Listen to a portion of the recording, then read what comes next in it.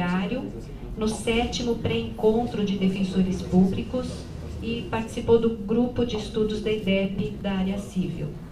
A segunda defensora é Letícia Souza Branquinho. Ela é da unidade de Franco da Rocha, está atuando em Guarulhos. Tem atribuição civil fazenda, atividades acadêmicas, TCC, o tema A Autodeterminação Pessoal à Luz da Dignidade Humana, e especialização em Direito para a carreira da magistratura, que não foi concluído. Experiência profissional anterior: estágio na Escola da Magistratura do Estado do Rio de Janeiro, estágio na Procuradoria do Município do Rio de Janeiro e estágio no Escritório Sérgio Bermudes. Cursos, palestras, grupos de estudo e grupos de trabalho. Participou do grupo de pesquisas em processo civil, o tema O Novo Código de Processo Civil. Grupo de pesquisa em Direito Civil, tema Direitos da Personalidade. Outra defensora, Liliane Majeste Barbosa, de Santo Amaro, atribuição civil. Atividades acadêmicas, ela é pós-graduada em Direito Privado pela Universidade Cândido Mendes. Experiência profissional anterior: defensora pública do Estado do Paraná, assistente judiciária, oficiala judiciária, fez estágio na 15ª Vara Civil do Tribunal de Minas Gerais e estágio na Defensoria Pública de Minas Gerais. Não mencionou cursos, palestras, grupos de estudo e grupos de trabalho. O quarto interessado é o defensor Peter Gabriel Molinari Schweikert. Ele é de Itaquera, tem atribuição civil, família e JVD. Não menciona experiência anterior. Atividades acadêmicas: pós-graduação em Direitos Fundamentais pelo Centro de Direitos Humanos da Faculdade de Direito de Coimbra, em parceria com o IBCCRIM. Cursos, palestras, grupos de estudo e grupos de trabalho. Curso popular de formação jurídica da APADEP e Centro Gaspar Garcia, onde lecionou a disciplina de processo civil. Curso de regularização fundiária, gestão urbanística e social, promovido pelo Núcleo Especializado de Habitação e Urbanismo, IEDEP. Comissão Especial para a Copa do Mundo, mediante designação do Defensor Público Geral.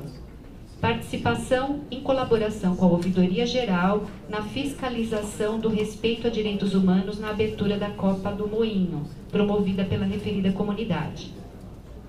Outro defensor, Renato Campolino Borges.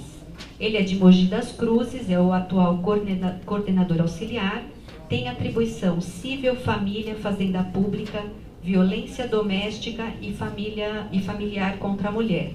Experiência anterior: estágios na Defensoria Pública na área civil, foi estagiário de Direito do Escritório Rocha e Barcelos, no contencioso civil e consultivo, contratos, foi escrevente técnico do Tribunal de Justiça de São Paulo, assistente jurídico do Tribunal de Justiça de São Paulo, como comissionado, atividades acadêmicas, apresentou TCC, Direito do Estado, o emprego do contrato de franquia pela administração pública. Não faz referência a cursos, palestras, grupos de estudo e grupos de trabalho. Ricardo Augusto Paganutti Lodi, ele é de Tupã, coordenador auxiliar, tem atribuição na VEC. Não faz referência à experiência anterior, atividades acadêmicas ou cursos, palestras e grupos de estudo. A sétima defensora é Valéria Correa Silva Ferreira, ela é de Barretos, tem atribuição civil, fazenda pública, família e violência doméstica e familiar contra a mulher. Ela foi estagiária de Direito do MPF, foi estagiária na Assistência Judiciária da Universidade Federal de Uberlândia. Atividades acadêmicas: docência na Faculdade de Barretos, nas disciplinas Direitos Humanos e Ciência Política. Cursos, palestras, grupos de estudo e grupos de trabalho. Pós-graduação lato sensu, especialização em Direito da Administração Pública, na Universidade Federal de Uberlândia. Extensão universitária em sítio FU, Universidade e Sociedade, desenvolvimento participativo e melhoria das condições socioambientais do sítio da Badia, em Goiás, Universidade Federal de Uberlândia. Extensão universitária Projeto Rondon. Extensão universitária em Assessoria Jurídica Popular, O Direito Achado nos Bairros, na Universidade Federal de Uberlândia, e palestra ministrada na 7ª Jornada Jurídica e Semana Científica da Faculdade de Barretos sobre o tema Constituição Federal de 1988 e Tutela Coletiva. Tem uma publicação de interesse, Cidade e Democracia, o Espaço Urbano, os Direitos Fundamentais e um Novo Conceito de Cidadania, no âmbito jurídico, e delineamentos do direito de propriedade à luz do Estatuto da Cidade. Também é eletrônico, a disponibilização em site eletrônico. Bom, constata-se dos autos a lista atualizada dos componentes do núcleo, na qual vem informado que uma vaga encontra-se em aberto. É sobre ela que nós estamos tratando. Este é o relatório, passo ao voto. Entendo que deve ser suprida a vaga em aberto, com o que o núcleo passará a contar com o seu quadro completo de defensores, no número de 20. Fez-se acima uma síntese do conteúdo de cada currículo apresentado. Quero registrar a alta qualificação dos defensores públicos interessados na atuação do Núcleo de Especialização de Habitação e Urbanismo, sendo que todos eles teriam plena capacidade de desenvolver ali suas atividades. O artigo 4º da deliberação CSDP 84 de 2008 estabelece critérios para a escolha dos colaboradores na hipótese do número de inscritos superar o de vagas. O artigo 4º traz os seguintes critérios, né? Aqueles inscritos como membros, os defensores públicos que no exercício das atribuições atuam com o tema afeto à área de especialização do núcleo, os defensores públicos que possuírem melhor currículo e formação na área de atuação do núcleo especializado e aqueles, por fim, que integram unidade que ainda não conta com representante do núcleo. Todos os defensores públicos inscritos encontram-se em estágio probatório, de forma que a vaga será composta por um colaborador, não incidindo, no caso, o critério de desempate da letra A. Dos inscritos, apenas o defensor público Ricardo Augusto Paganutti Lodi atua na área de execução penal, cujas atribuições estão afetas ao núcleo de situação carcerária. Os demais possuem atribuição civil, ainda que de forma cumulativa, e, portanto, poderiam, em tese, ocupar a vaga. Resta, assim, a análise do terceiro requisito, inerente ao melhor currículo e formação na área de atuação do núcleo especializado. Nesse quesito, sobressai-se, até pelas atividades desempenhadas, o defensor público Peter Gabriel Molinari, desde que ingressou na carreira. Todas as atividades dele, descritas no currículo, foram desempenhadas após o recente ingresso dele na carreira. Ele é oriundo do 6º concurso e, com apenas 6 meses de trabalho, dedicou-se a atividades relacionadas à atuação do núcleo especializado em apreço, seja na própria unidade onde exerce suas funções, que é a de Itaquera, seja mediante participação em curso relativo à temática específica do núcleo, promovido pelo órgão em parceria com a IDEP, como também participou da Comissão Especial para a Copa do Mundo. Além disso, colaborou com a Ouvidoria Geral na organização de evento na comunidade do Moinho. Por tal razão, entendo que a lista deve ser composta na seguinte ordem. Primeiro, Peter Gabriel Molinari. Segundo, Valéria Corrêa Silva. Terceiro, Elton Ciecola Quessu. Quarto, Letícia Souza Branquinho. Na mesma classificação, em quarto, Liliane Majeste Barbosa e Renato Campolino Borges. E, por fim, Ricardo Augusto Paganutti Lodi. É como voto. Ele está em quarto, não, assim, pelos critérios, ele está na 4ª posição. Mas como é uma vaga só, Letícia Souza, Liliane Majeste e Renato Campolino Borges, num quarto nível. E, por fim, o Ricardo Augusto, é como voto. Então, os primeiros, os 3 primeiros, se entenderem pela alteração dessa ordenação, é o Peter Gabriel, a Valéria Corrêa e o Elton Ciecola. Valéria, por falar. Eu gostaria de, não sei se eu perdi informação ou não constou, com relação ao quesito se há já defensor público nas unidades, em Itaquera e em Barretos. já há outro defensor no núcleo, que são o Peter, que é o primeiro, e da Valéria, que é o segundo. Tem essa informação?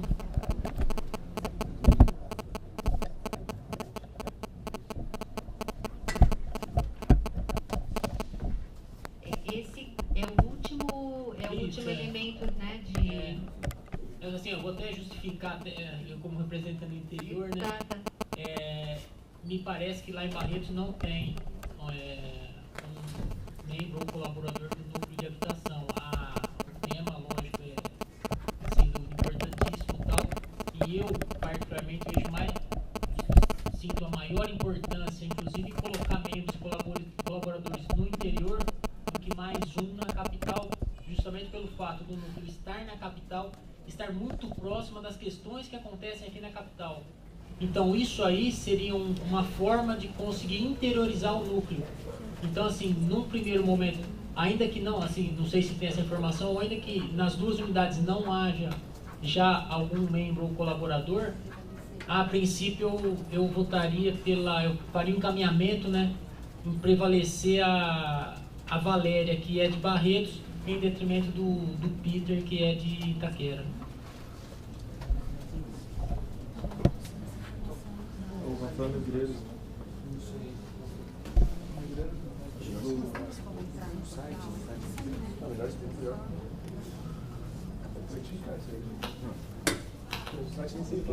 Pedro, vou falar.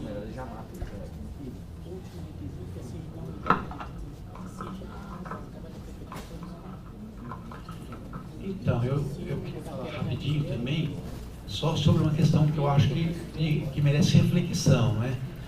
Nós, aqui há poucos dias, vimos... vou começar de outra forma. Eu não quero discutir a qualidade, evidentemente, né? Do colega que está inscrito, se ele entrou ontem na carreira, ou se ele entrou ou há 10 anos atrás. Mas há certas regras que me levam a fazer essa reflexão.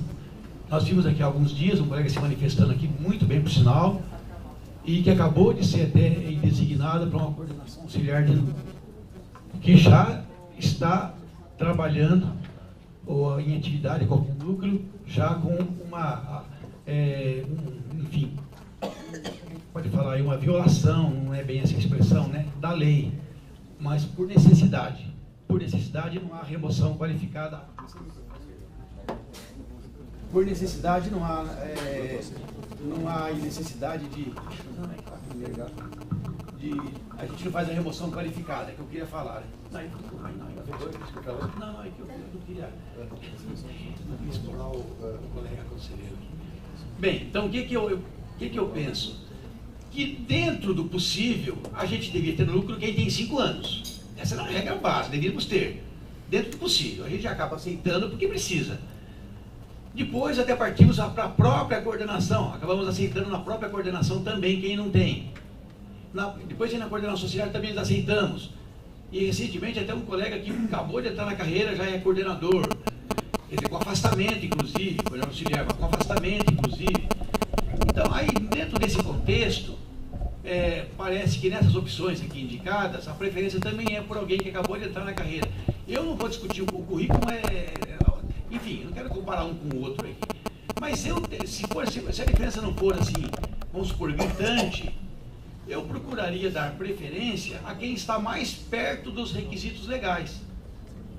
Se não for gritante a diferença, né? Porque só tivemos alguém com doutorado na área específica e o outro nunca teve nada, mas tem 50 anos de carreira, eu prefiro... Mas não sendo gritante a diferença, então eu tentaria verificar aí no segundo. Aliás, e há um parênteses, né? Apesar de ser o quarto requisito, essa indagação do Wagner é totalmente coerente. É o momento que nós estamos vivendo, né? Isso é muito importante. Porque chega depois lá no afastamento, tem um coordenador que falava, mas na época do núcleo ninguém falou nada disso. É um requisito que está ditado para escolha. Mas não para ele se candidatar, é direito dele também, enfim. Então eu penso que talvez pudesse ser eventualmente reavaliada essa questão, se houver uma certa... se não houver muita diferença de currículo, porque se de fato for bem diferente, aí eu me rendo, né? Mas se não houver tanta diferença neles, eu penso que precisa ser reavaliado para que colocássemos no núcleo, permitíssemos, autorizássemos aquele que estiver mais próximo dos requisitos legais. Posso complementar só com relação à minha fala? Na verdade, eu pesquisei aqui no site do núcleo, entre os membros e colaboradores, eu verifiquei aqui que o Rafael Negreiro... Está desatualizado. Não, mas a Luciana Jordão não entrou agora, se não me engano? E já está constando o nome dela. Então é interessante porque está constando como a Ana aí, a Ana e a Sabrina como coordenadoras ainda. Ah, entendi. Tá vendo, ó? A secretaria está checando. Mas a gente pediu o processo. Enquanto isso, o Horácio. É urgente essa indicação agora? Acho que já podia resolver, Mas tá se já simples, levantar, já resolve. Não, mas parece que tem um integrante. Não, Mas então, a gente pediu o processo. não, mas está desatualizada essa lista aqui. Eu acho que eu compartilho da preocupação do Pedro e diria o seguinte: eu acredito que a própria lei fala que a indicação deveria evitar aqueles que estão proíbe a indicação de quem está em estágio probatório. A lei fala isso. Eu acredito que se fosse para pegar um critério curricular, eu acho que o critério curricular deveria preponderar também a experiência profissional, não só acadêmica. E aí, quando eu falo de experiência profissional, eu falaria também de experiência na nossa carreira. Porque aí nesse ponto, quem está no 5º concurso, quem está no 6º concurso, ainda que esteja em estágio probatório, eu tenderia a dizer que quem estaria no 5º conhece um pouco mais da realidade institucional do que quem acabou de entrar no 6º há alguns meses na carreira, sem nenhum demérito da qualidade pessoal dessa pessoa. E aí, na questão envolvendo núcleo especializado, eu ainda acredito que o ideal mesmo é que a gente tivesse um núcleo apenas pessoas com mais de 5 anos de instituição.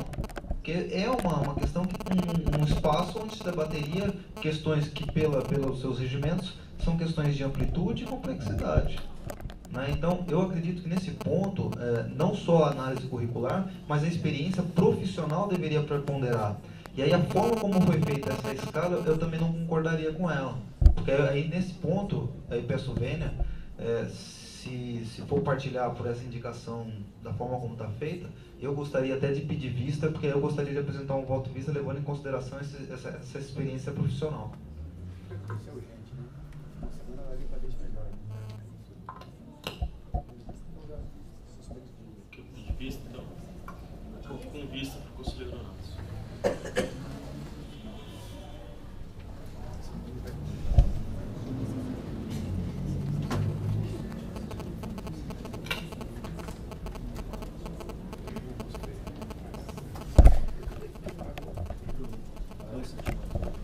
279 de 2014, interessados Marilene Alberini, Tatiana Zamora, pedido de afastamento para apresentação de trabalho da Defensoria no Congresso Terceiro Seminário Nacional sobre Tratamento de Áreas de Preservação Permanente, Meio Urbano e Restrições Ambientais e Parcelamento do Solo, nos dias 10, 11 e 12 de setembro de 2014, com a palavra do relator conselheiro Bruno Miragani. Excelentíssimo senhor presidente, excelentíssimos conselheiros, os autos versam sobre pedido de afastamento formulado pelas agentes de Defensoria Pública Marilene Alberini, socióloga dos núcleos especializados, e Tatiana Zamona, arquiteta e urbanista do Núcleo de Habitação e Urbanismo, para apresentação de trabalho da Defensoria Pública no Congresso. Terceiro Seminário Nacional sobre Tratamento de Áreas de Preservação Permanente em Meio Urbano e Restrições Ambientais ao Parcelamento do Solo, APP Urbana 2014, nos dias 10, 11 e 12 de setembro, em Belém, Pará. O requerimento foi encaminhado a este colegiado de caso legal, conforme disposto no artigo 1º, parágrafo 1º, deliberação 27 de 2007.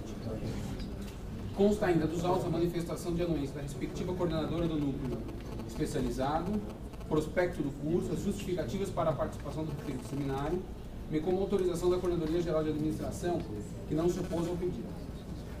Ao justificar a conveniência na participação do evento, as interessadas relataram que encontram-se lotados nos núcleos especializados e que irão participar de seminário na qualidade de apresentadoras em grupos de trabalho e pesquisas de parecer técnico desenvolvido no âmbito de suas atribuições no núcleo especializado de habitação e urbanismo com o tema as margens da inclusão, construção de risco ambiental e desigualdade social, a partir do estudo de caso da favela Mississippi em Jacareí.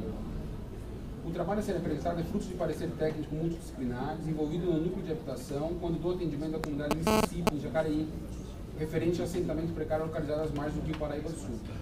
O programa detalhado do evento foi encartado às folhas 7 e 18.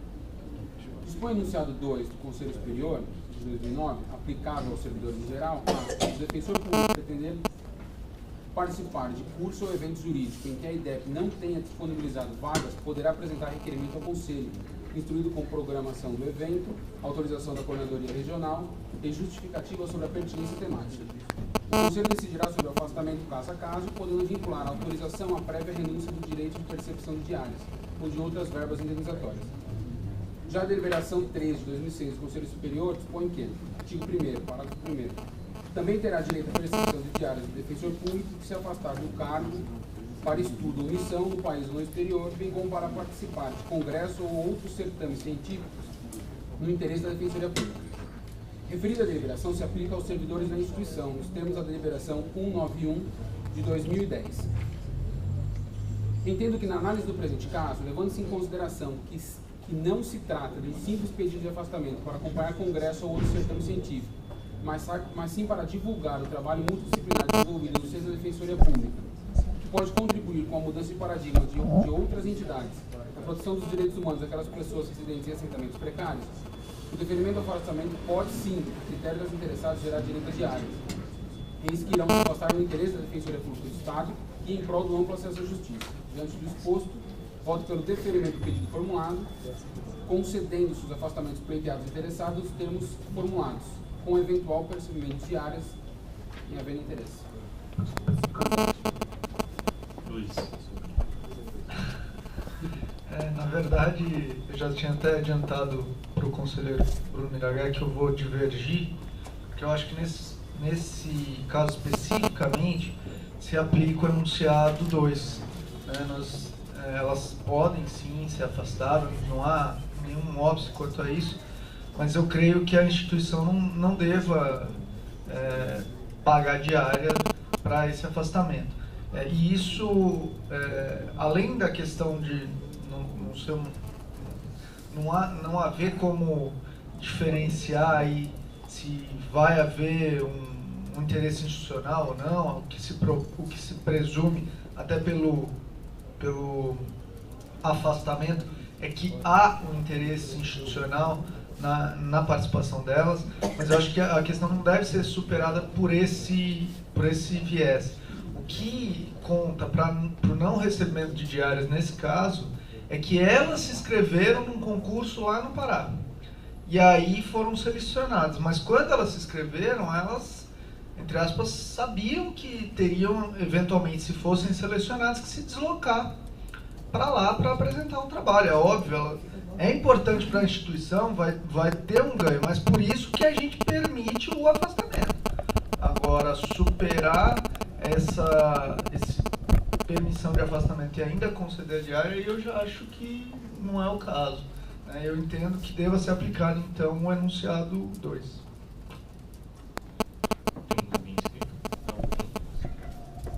Não, eu também concordo com o conselheiro Luiz Gustavo, e até pela forma como foi feito o pedido, né, e a informação de que as interessadas é que fizeram a inscrição para participar do concurso, eu entendo que não seja o caso de excepcionar o enunciado número 2 do Conselho, como a gente já vem aplicando. Eu me lembro de um caso no Conselho que nós excepcionamos, quando um defensor ele foi convidado acho que pelo Ministério Público ou pela Defensoria de outro estado, e o convite foi institucional, né? E o defensor era referência na área porque tinha tido uma atuação ligada ao tema, e o Conselho decidiu que naquele caso deveríamos excepcionar, mas não foi o defensor que se inscreveu, que se voluntariou aí, né? Houve um convite institucional. Acho que nesse caso aí deve se aplicar o enunciado número 2. Deixa eu só fazer um comentário assim. Afastando sem o pagamento de diária. Eu acho que tem duas questões que são diferentes. Uma coisa é você palestrar que, em regra, o convite vem, de fato, da instituição organizadora do evento. E aí a gente tem aqui no Conselho um entendimento de que esse pedido deve vir à Defensoria, né? E a Defensoria indicaria aí um colega que tenha maior proximidade ou acúmulo de experiência e conhecimento com a temática. Isso é uma coisa, né? A outra coisa é a participação em congresso, apresentando o trabalho, né, em concursos, em grupos de trabalho, em certames científicos, em que o convite não vem de lá para ninguém participar, o convite vem sempre do interessado. É lógico que eu também tenho a preocupação dos servidores também não ficar apresentando esses trabalhos que não tenham vinculação com a instituição, né, e muito mais que tenha um precedente em que possibilite diversos pedidos, que a gente tenha que aqui ficar julgando de forma subjetiva o mérito do trabalho, se ele tem vinculação ou não tem vinculação com a instituição. Agora, o que me parece nesse caso é que o trabalho da colega foi apresentado na defensoria, primeiramente, dentro da atividade fim, ela desenvolveu o trabalho aqui internamente, né, dentro inclusive de uma ação judicial, e em razão do brilhantismo, né, até por ela entender do brilhantismo desse trabalho, ela acabou entendendo por bem levar esse trabalho a nível nacional e, quem sabe, pulverizar, quem sabe publicizar, né, não só o trabalho, mas a própria equipe multidisciplinar da Defensoria Pública no âmbito nacional. Então, foi nesse sentido que eu entendi que é importante para a instituição, né? Então, elas estão participando de um certame no interesse da instituição. É lógico, uma coisa é o defensor, por exemplo, ou o servidor fazer um trabalho de conclusão de curso, num curso de pós-graduação, e ir apresentar o seu trabalho num congresso. Outra coisa é ele ter feito uma ação internamente, né, e, por exemplo, apresentar o trabalho desta ação num congresso nacional. Então, eu acho que essa é a diferença. E outra, não sei se o precedente, agora falando mais formalmente, o precedente é do enunciado 2. Na verdade, o enunciado 2, ele é uma diretriz extraída da interpretação da norma. A norma, ela tem a regra geral de se pagar diária para o certame científico no interesse da instituição. O enunciado vem como exceção ou uma forma de entendimento, né, da deliberação, que aí a gente está aqui julgando caso a caso. Luiz Eduardo. Bom, no mérito concordo com o Bruno, mas acho que o fundamento que eu uso para chegar com a mesma conclusão é um pouco diferente. Se o afastamento é de interesse da Defensoria Pública, esse afastamento é definido pelo Conselho e o assunto está encerrado. Não entra-se no mérito se o palestrante é bom, se o palestrante é ruim, se foi convidado pelo A, se foi convidado pelo B. A pessoa que está afastada das suas atribuições funcionais, pressupõe-se que o afastamento é de interesse da instituição. Essa premissa de interesse ou não, ser relevante ou não, acho que isso já, como de plano, é afastado. Não importa, na minha visão, não importa se o curso foi convidado, se foi palestra, se foi colóquio, o nome que queira dar. Nos votos anteriores de afastamento, eu sempre manifestei no sentido de que, em regra, seja o defensor, seja o servidor, se o afastamento for deferido, fazem jus ao pagamento de diária. A diária é consequência do afastamento daquela pessoa para o exercício daquela função. Exemplo clássico. Esse dia que a pessoa está lá palestrando, como será contado no seu assento funcional? Como dia trabalhado ou como dia não trabalhado? Resposta: contará como dia trabalhado. Essa pessoa está na palestra, não sei aonde, deveria estar trabalhando, mas aquele dia, para fins de registro funcional, é contado como efetivo dia de trabalho. Efetivo dia de trabalho em que essa pessoa não está no seu local de trabalho. Efetivo local de trabalho. Efetivo dia de trabalho em que a pessoa não está no seu local de trabalho, igual percepção de diárias. Essa é a normativa da lei. A previsão legal é essa.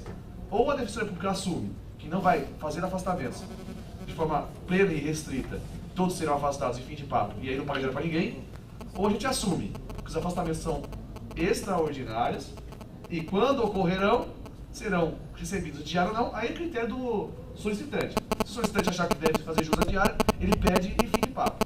A questão é de subsunção. A questão é de subsunção, não é de mérito. É a subsunção do fato à norma. O fato é, o sujeito está trabalhando fora do seu local de trabalho, faz jus à diária. A gente não tem, o administrador não pode fazer isso condicionante.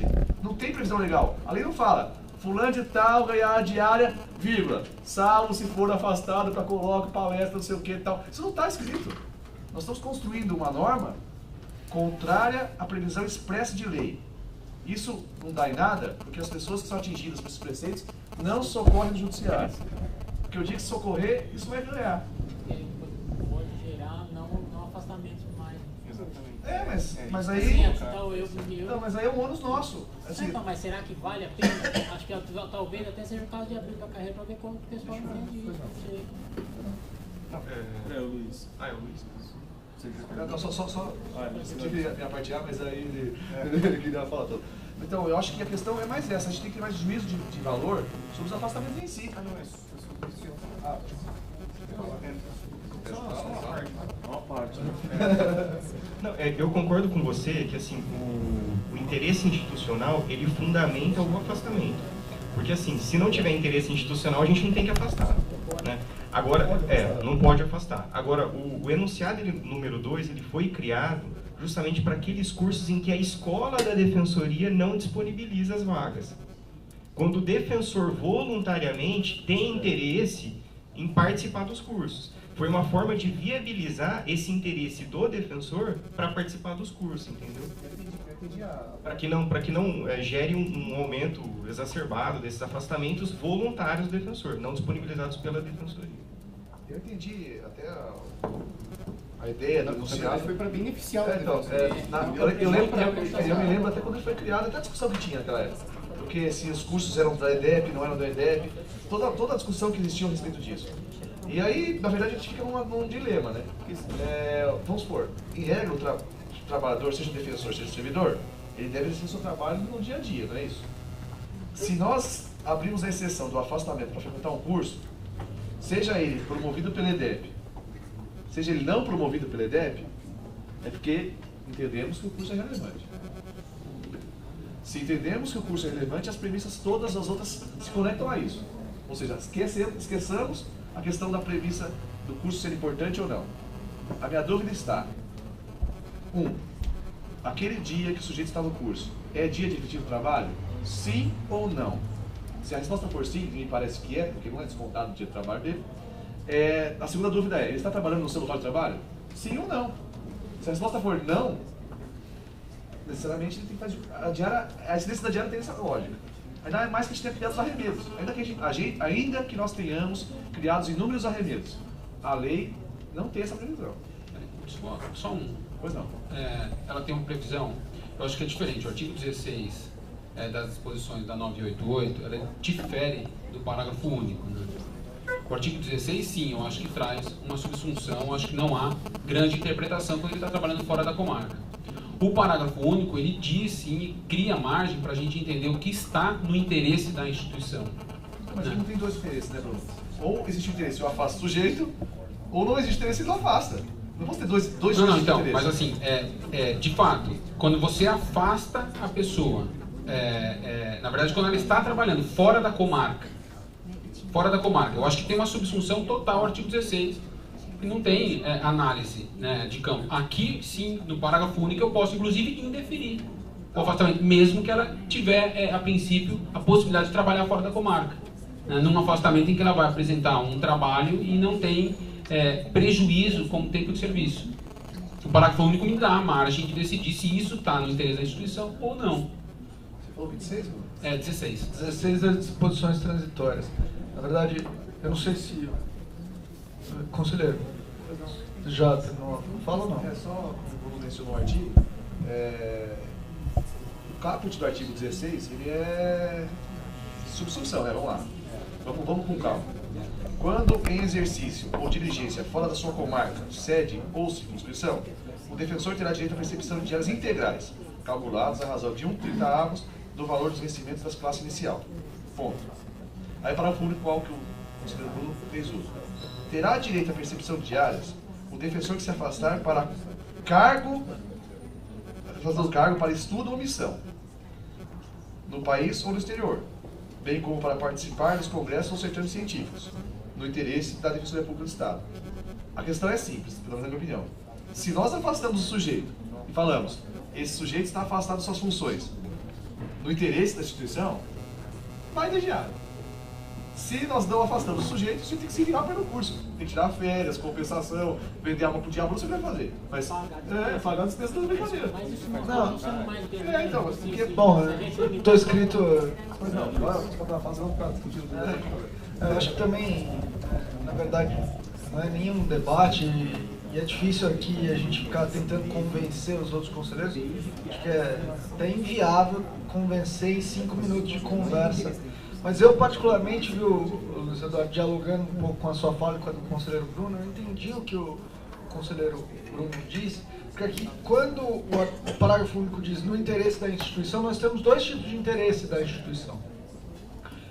Segundo eu vejo, o interesse da instituição do aprimoramento dos servidores, defensores, estagiários, que é um interesse imediato, ou seja, é interesse da instituição que seu funcionário se afaste alguns dias do trabalho para se aprimorar, porque isso vai refletir no serviço. Mas aqui, quando esse parágrafo único diz no interesse da instituição, e essa também foi parte da construção do enunciado 2, ele quer, segundo eu entendo, dizer no interesse de representação da instituição. Por isso, quando vem um convite para que a Defensoria Pública Geral aponte um defensor para a representar e palestrar sobre a Defensoria do Estado num determinado congresso, aí nós afastamos esse servidor ou defensor e pagamos diária para isso, porque aí ele está no interesse representativo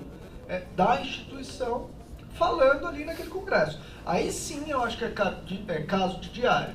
Agora, do contrário, quando é pura e simplesmente um interesse imediato, como eu disse, no aprimoramento do servidor, do defensor, eu acho que é simples caso de afastamento e de não pagar diária. Porque do contrário também nós vamos inviabilizar completamente o nosso sistema de afastamento para curso. Porque, veja, todos sabemos aqui que chega uma hora que não dá para afastar. Se a gente continuar se a gente afastar e pagar diária, aí não vai dar, né, para afastar, porque infelizmente nós não vamos conseguir bancar os afastamentos. Então é melhor que a gente entenda dessa forma, e eu particularmente acho que até é bem tranquilo esse entendimento do parágrafo único, eu acho que é razoável, e daí que vem o enunciado 2. Então eu encaminho aí para a gente alterar o voto do conselheiro, posso fazer até o voto visto, para aplicar integralmente o enunciado 2 do conselho. E afastá-la sem pagamento diário. É isso, é perfeitamente esse o raciocínio que eu usei. Agora, eu só entendi no final que haveria um interesse imediato da instituição, mas foi esse o raciocínio. Não acho que a subsunção sempre é a norma no afastamento e diária como algo correlato.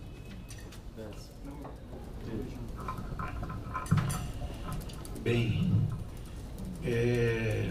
eu tenho uma discordância de um argumento utilizado na sustentação da tese pelo Rafael Bessa aqui, pelo conselheiro Rafael. O que disse o conselheiro é aquilo que vem sendo feito. Então, na verdade, ele só endossou o comportamento usual de uns tempos para cá. Disse que, na verdade, o conselheiro tem agido assim. E aí, de forma excepcional, ele vai agir da forma contrária. Então, eu quero entender que não é isso, ou pelo menos sustentar, que não é isso que está escrito no enunciado 2, não. A palavra ou a expressão-chave do enunciado 2 não é a permissão ou a negação, é a análise, caso a caso. Tá? Essa expressão lá, caso a caso.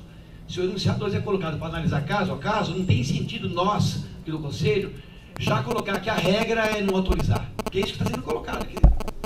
Naturalmente, ou seja, a regra é não autorizar, está errado isso. A regra não é não autorizar, a regra é o contrário, por sinal. A regra é permissiva. Agora, na análise política da questão também, além orçamentária, outras questões mais aqui, conveniência, tudo mais, interesse público, então o Conselho não fica vinculado a isso, ele pode, mas ele vai analisar primeiro, caso a caso. Se analisou caso a caso, aí o que acontece então na prática? Formalismo, mas eu acho que é indispensável. Acontece que o interessado, ele se inscreve, e o que tem se exigido? É muito comum, eu peguei um caso semana passada, né? Ele já coloca, eu estou renunciando. Por quê? Porque virou praxe, ele não tem que renunciar a nada. Ele até pode já facilitar as questões, eu entendo que aqui, ele até pode, não estou dizendo que ele está impedido já de renunciar, ou de não renunciar. Mas se ele disser que não renuncia, às vezes nem é conhecido. Então o que eu acho? Por exemplo, nesse caso aqui, eu nem vou sustentar que tem que se pagar a diária. Nem vou sustentar isso. Mas eu sustentaria que fosse aprovado. E se for aprovado com um enunciado, fosse aprovado com um enunciado. E aí ele vai dizer se ele aceita ou não. Porque ele fica condicionado a ter que já falar na inscrição. Ele não precisaria falar na inscrição. Eu analiso caso a caso e falo, olha, caso a caso, você, eu entendo que só pode ser afastado, eu posso condicionar, mas em tese eu estou autorizando. Aí ele não aceita essa condição, não vai. Se ele aceita, ele vai. Mas seria a autorização. Então essa análise caso a caso, ela não está existindo, na verdade. Ela está ficando aí como um comportamento já pré-estabelecido. Ele não é pré-estabelecido. Pré-estabelecido, eu acho que, só para terminar aqui, as expressões são assim, né? Você poderá dizer assim, né? Que o Conselho poderá excepcionalmente autorizar, seria uma forma de dizer. Ou então, que é o que está ali, poderá negar. O negar é sinônimo de vincular a autorização. Mas nos dois casos tem um precedente exigido, está lá no enunciado, que é a análise caso a caso. Então, neste caso que o relator analisou, eu não quero até falar que definiu isso ou não, ele analisou ali, não recordo certinho a argumentação lá, mas está analisado. Se na análise caso a caso entendeu-se que eu não vejo aqui restrição para isso, o Conselho vota e não entender que não, ok. Mas, eu quero, para terminar agora, se entender o seguinte, não, o curso é importante, tal, mas por outras razões eu vou vincular isso. Mas o vincular é autorizar, eu estou autorizando desde que você aceite a condição. Mas não tem que ser previamente. Quando que é esse previamente? Antes quando ele se inscreve? Não. O previamente é antes dele se afastar de verdade. Ué. Se ele aceita nessas condições, ele vai. Se ele não aceita, ele não vai. Tem o Décio, Wagner e Alcate. Só, Pedro, eu discordo porque, assim, esse caso a caso, a gente já está fazendo. Tanto é que a gente está discutindo aqui hoje. E já tiveram outras discussões, eu citei, inclusive, um precedente em que não foi aplicado o enunciado número 2. Acontece que é o seguinte, na análise do caso a caso, quando as vagas não foram disponibilizadas pela IDEP, se você pegar o histórico de análise de decisões do Conselho, você vai verificar que a maioria indeferiu o pagamento de diária. Daí eu extraio a regra na verdade, dos precedentes, entendeu? Né? Mas essa análise do caso a caso, o Conselho está fazendo, tanto é que nós estamos discutindo aqui. E tanto é que o conselheiro Bruno, em diversos outros processos de afastamento, indeferiu a diária e, neste caso, está entendendo que é caso de deferir. Vai. Conselheiro Rafael já expôs o que eu ia falar, só vou acrescentar um outro ponto também que o Pedro colocou, que pode ser caso de não conhecer. Eu acho que não há hipótese de não conhecimento com a exigência de ele apresentar previamente que está renunciando.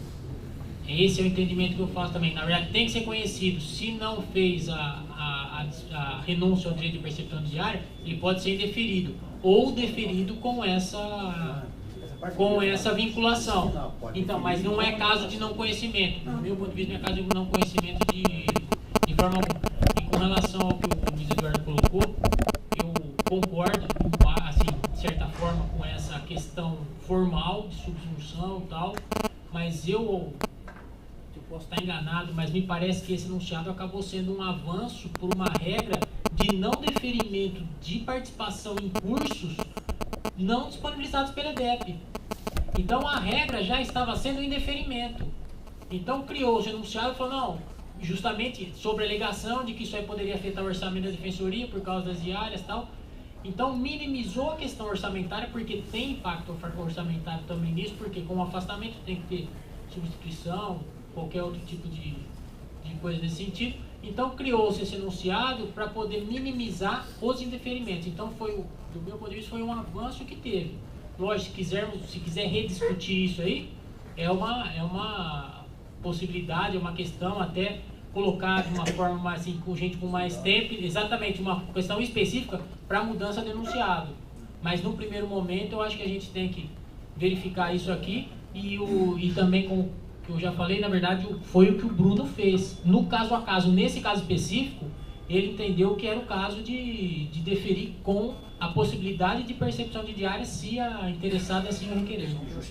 Só um pequeno pedaço. Não é que eu entendi sua lógica. Talvez o enunciado, na sua visão do BS, do entendi, foi um avanço permissivo, né? Isso. Na verdade, como uma regra restritiva como a gente tinha restrição porque se negava por conta da vinculação à diária, se criou o enunciado falando o seguinte: olha, então, esquece a diária, vamos dar autorização ao curso em si. Na verdade, então, para ser bem claro, o erro está lá atrás, né? O erro está lá atrás, porque o erro foi lá atrás. Se pensar em questões formais, sim. O erro está lá atrás, porque daí o enunciado foi consequência. A gente vai tentando criar um caminho numa selva de pedra. Mas beleza. Depois a gente discute melhor essa questão. Nesse caso, ele chega a fazer o prévio requerimento da dispensa? Não chega, né? Não, ele Dispensa ou requer a diária? Cátia. Eu ia falar, que vou falar também, mas antes, algo que me surgiu agora. Em 2009, o número de defensores era muito menor. Então, o excesso de afastamentos causava prejuízo à própria, acho que foi esse talvez até na época um dos motivos que levou à aprovação desse enunciado. Mas o que me chamou a atenção nesse caso, eu manuseei aqui o processo, ainda que a EDEP houvesse aberto vagas para esse seminário, eu acredito que o caso das interessadas aqui não se enquadrasse dentro das vagas disponibilizadas pela EDEP, porque elas participaram de um processo de seleção do trabalho a ser apresentado. Então, esse seria uma vaga até a mais, ainda que a EDEP houvesse disponibilizado essas vagas. Ou seja, se elas apresentaram o trabalho, tem aqui uma carta de aceitação, ou seja, o trabalho foi avaliado por uma comissão e a importância do trabalho levou à seleção para que fosse apresentado lá. Então, elas não poderiam se submeter a um sorteio de vagas, porque seria incoerente. Elas foram aceitas por um critério rigoroso de seleção de trabalhos a serem apresentados. Então, por essa razão, que é um diferencial, como se falou aqui na análise do caso concreto, eu acho que aqui é um diferencial do caso concreto, para se autorizar com diárias o afastamento das interessadas. Além de ter sido aceito o trabalho, foi um trabalho que foi desenvolvido. Eu acho que o que eu tenho tentado demonstrar aqui com o voto é que uma coisa é você apresentar qualquer trabalho, né? O trabalho que eu desenvolvi numa pós-graduação, o trabalho que eu desenvolvi, um artigo que eu desenvolvi através do meu conhecimento. Outra coisa é você apresentar um trabalho que você desenvolveu na própria instituição, né? Na verdade, eu estou replicando um trabalho que foi desenvolvido na instituição. Só um esclarecimento. Desculpa, no começo eu perdi essa informação. Eu queria saber. Diário, né? Não. Onde que vai ser? Que congresso? É um congresso? Onde que é? Quem tá realizando? Assim, para a gente poder até ter noção da importância da divulgação desse trabalho realizado pela Defensoria de São Paulo, que ela está levando, como você mencionou, a âmbito nacional. É um trabalho, o congresso chama-se Terceiro Seminário Nacional sobre Tratamento de Áreas de Preservação Permanente em Meio Urbano e Restrições Ambientais ao Parcelamento do Solo. Esse é um congresso, um seminário que está sendo realizado no Belém do Pará. Quem que é o público-alvo? Bom, os organizadores aqui, para você ter noção da dimensão, é o Fundo de Amparo ao Desenvolvimento e Pesquisa, FADESP, patrocinadores, Caixa Econômica Federal, CNPq, e aí tem diversos outros programas de pós-graduação na área de arquitetura e urbanismo, inclusive a USP de São Paulo, PUC Campinas, Instituto de Geociências e a Universidade Federal do Rio Grande do Norte. Agora, maiores dados eu fui aqui. No público-alvo que constou também nessa... Não. Deve estar aqui, eu vou dar uma olhada.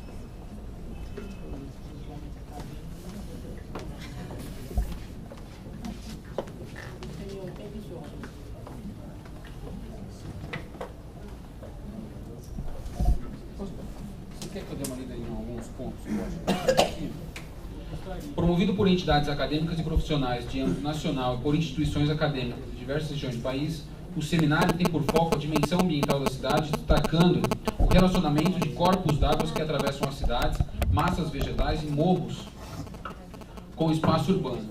Essa abordagem procura ampliar a discussão inicialmente dedicada aos conflitos entre ocupação e preservação de áreas e partes marginais aos corpos d'água às áreas de preservação permanente, abrangendo as manifestações desse mesmo conflito em áreas de relevo irregular. A indefinição sobre o tratamento de áreas permanentes pelo novo Código Florestal inspira uma reflexão mais ampla do ponto de vista legal. As configurações dos assentamentos humanos do país são diferenciadas pelas condições econômicas, demográficas e ambiental. Pretende-se, com o seminário de âmbito nacional, levantar elementos que potencializem o debate sobre os princípios norteadores para o planejamento, a intervenção e a gestão continuada de áreas urbanas, comprometidas com a sua dimensão ambiental. Questões associadas à tecnologia para a provisão de infraestrutura e para a ampliação do controle social, a regulação do espaço construído e preservação do patrimônio ambiental são centrais à discussão.